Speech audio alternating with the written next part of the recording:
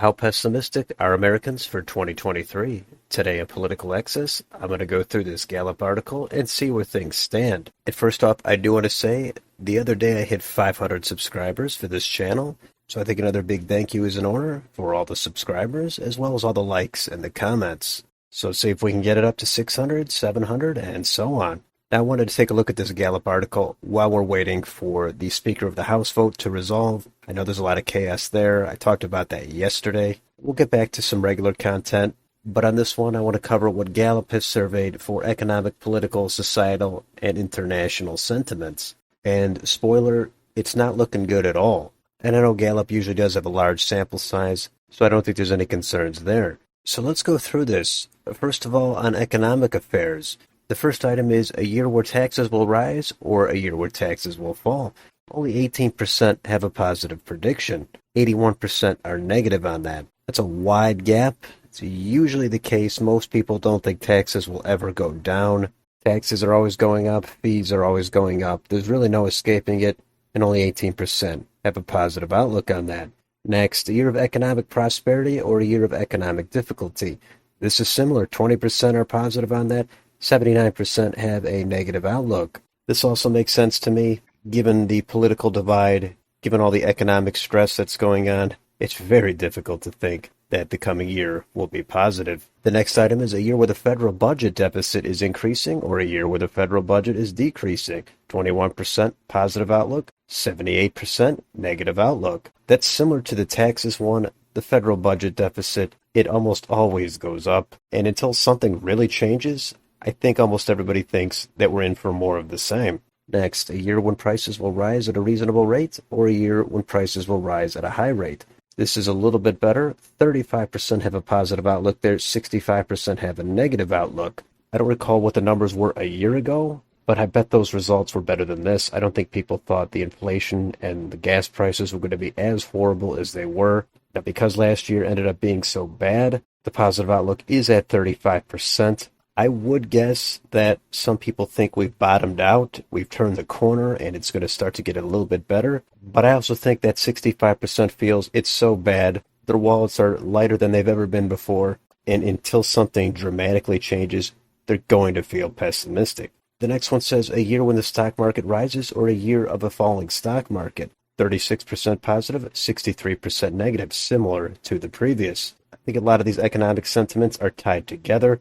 The stock market last year was not great at all, and until something really changes, there's no way to feel good about it. Next, a year of full or increasing employment or a year of rising unemployment. 46% are positive about this one, 53% negative.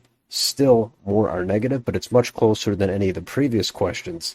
I think the low unemployment rates right now are probably giving people an inflated sense of confidence, because that is what's happening right now, and until that changes, people are going to be more confident about it, although they're actually still more negative about it, just much less than the personal financial aspects. Next, we've got political, societal affairs, a year of political cooperation or a year of political conflict. No surprise here, 9% are positive, 90% negative outlook. I suppose in almost any poll question, you're going to get a few percentage points that vote for the extremely unlikely option, but I would like to know who those 9% are. Maybe they're just the eternally optimistic type, but to me it seems like politically we're in a permanent state of discord. Next, a year of rising crime rates or a year of falling crime rates. 28% positive, 72% negative. It's a very wide gap. A lot of people do not feel safe, but given everything that's going on in the world and in the country right now, it's hard to seriously have feelings that the crime rate will be falling this year. Next, a year of many labor union strikes or a year of few labor union strikes. This is a little bit closer, 42% positive, 56% negative. This one I think is a little bit closer because it's not as controversial of an issue. It's not one of the standard political wedges. It's something that's usually not going to get as much attention from the media. But even having said all that, still, there's a 14% gap toward the negative. Next, we have a peaceful year, more or less free of international disputes, or a troubled year with much international discord. This is a huge gap again, only 14% positive outlook, 85% negative. There's a lot going on in the world. China, Ukraine, the Middle East. I probably don't even follow it as closely as I should, but very few people have a positive outlook there. Next, a year when China will increase its power in the world, or a year where China's power will decline. 26% positive, 73% negative. It's hard to imagine China weakening on the world stage, but personally, what I think so much of our manufacturing is outsourced that by default puts us in a weaker position. Next, a year when America will increase its power in the world, or a year where American power will decline. 35% positive, 64% negative. This is pretty consistent with the general state of things. People think the economy is crap. They think China is on the rise. So it's hard to feel like America's power will be increasing at all. Last one here is a year when Russia will increase its power in the world, or a year when Russian power will decline. This one is the only one with a positive outlook, 64% positive, 35% negative. I guess a lot of Americans are confident that most of the world is united against Russia, and they feel good that there will be momentum there. All the aid that we've sent them, that'll have some sort of payoff, and Russian power will begin to wane. So Americans are not really at all feeling bullish about this coming year. It's pretty consistent with most polls that show Americans feel we're on the wrong track. The margins in those polls are usually very wide.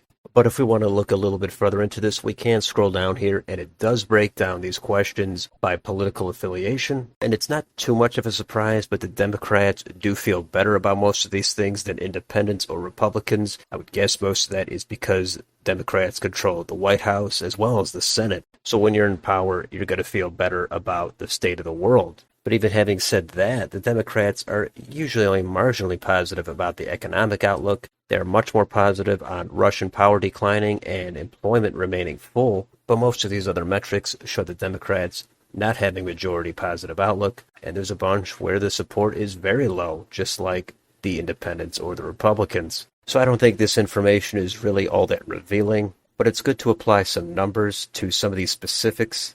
That way you feel like you're not so alone if you really have a gloomy outlook about any one of these categories. I do like to know what people think. Most of the time, even if I don't necessarily agree with them, I still want to know where they stand. So let me know in the comments, what do you think about this upcoming year? What are you most positive and most pessimistic about?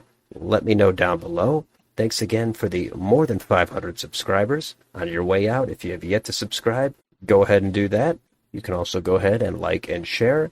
Thank you for watching, and I will see you on the next video.